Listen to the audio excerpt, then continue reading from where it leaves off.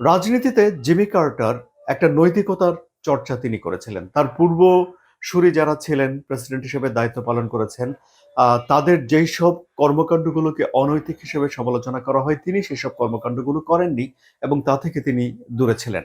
অনেকে বলেন যে এই যে তিনি নৈতিক একটা জীবনযাপন করেছেন এর পেছনে তার বেড়ে ওঠা এবং তিনি জীবনের একটা সময় একটা চার্চের স্কুলে শিক্ষক হিসেবে দায়িত্ব পালন করেছিলেন। অত্যন্ত নৈতিকতার পার্ট সেখান থেকে এসেছে বলেই অনেকে ধারণা করে থাকেন। তিনি তার ধর্মবিশ্বাস নিয়ে সবসময় অকপট ছিলেন এবং তিনি মেরিন নেভাল একাডেমি থেকে স্নাতক পাশ করার পরে সাবমেরিনে তিনি সেখানে কাজ করেছেন।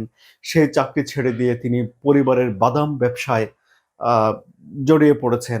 তার বাবা একজন কৃষক ছিলেন। তার বাবার একটা দোকান ছিল।